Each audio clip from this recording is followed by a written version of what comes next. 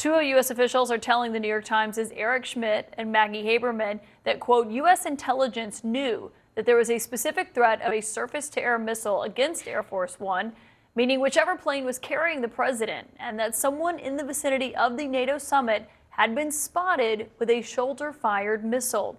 And that, quote, the Iranians knew specifically where Mr. Trump was staying in Ankara, including which floor of the building.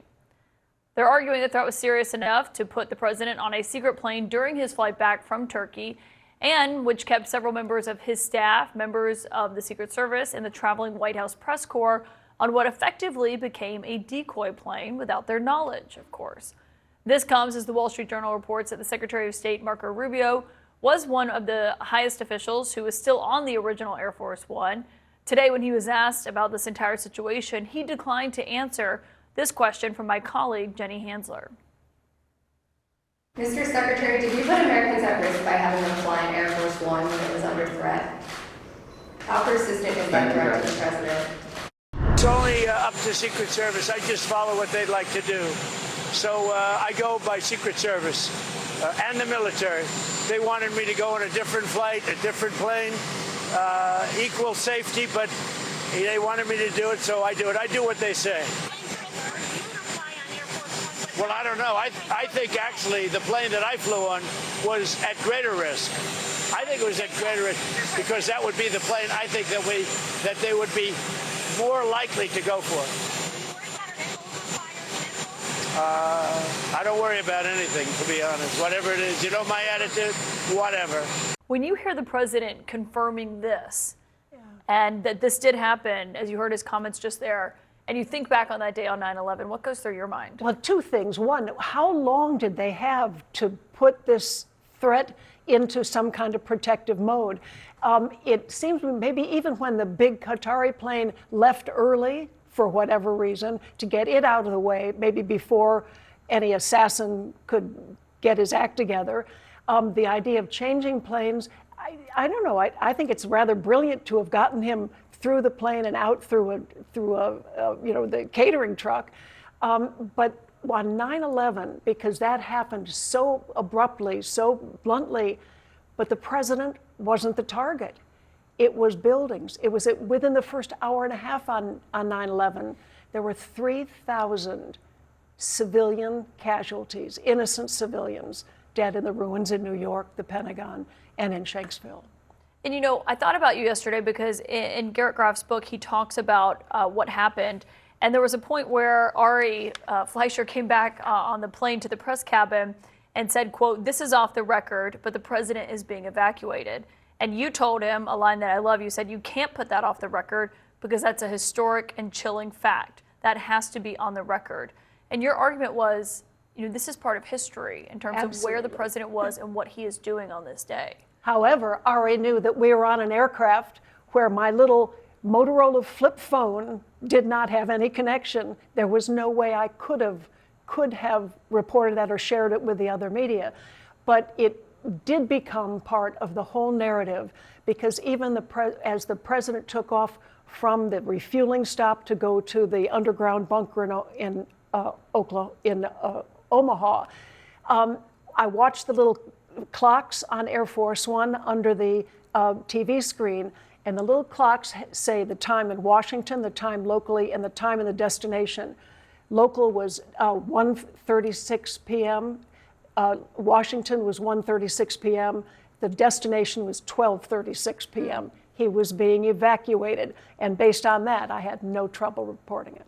I mean, just when you think about that, and Barbara Starr, when you hear this new reporting tonight from the New York Times about how specific this threat was, I mean, the president there was saying his response is whatever, and he just does what the Secret Service tells him.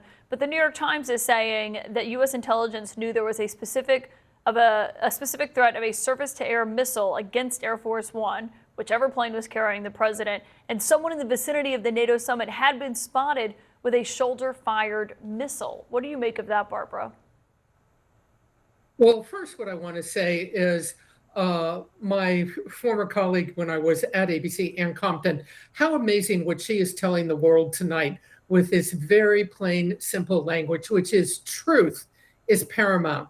Don't lie about it. This is history. And I think this is where the administration has gone wrong. Yes, the president had to be protected at all costs in the face of the Iranian threat that we now know that they felt they had on hand. But look, they got him safely, thank goodness, on a third airplane, and they got him away. That's all good. There's a couple of things, though, that are highly problematic. I don't subscribe to the notion it was a decoy plane, because my question is this. If it was not safe for the president to be on that flight, how was it safe for the media to be on that flight? And to be lied to, not to be told the truth. Yeah, again, to be lied to. Because the thing is, it was the US military flying the plane. The US military does not put civilians unknowingly at risk. The president was gone. He wasn't being threatened anymore, presumably, but the civilians on board were still under threat. And the US military, under orders, flew that plane. Somebody needs to tell me why that's a legal order, because it's not what the US military does. And I think the other issue that the New York Times, of course, is beginning to explore in detail is the Iranian capability in the region. What we know is US intelligence has been watching very carefully. The Iranians are improving in their precision, in their accuracy of their weapons, in their mobility. In other words, their ability, even while under attack from the US and the allies in the region, their ability to move around and plan and stage attacks. And their precision is something, and their accuracy of their weapons is something that the US is going to have to deal with now for years to come in the region.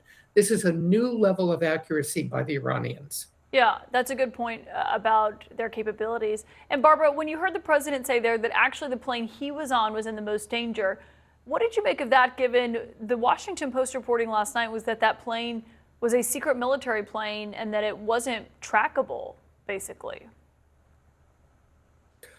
Well, if there was a surface-to-air missile threat directly in the airport region, my immediate sort of thought is they would have been concerned that that launcher, whoever had it, might have been able to lock on, if you will, to a heat signature from this smaller plane that the president was on.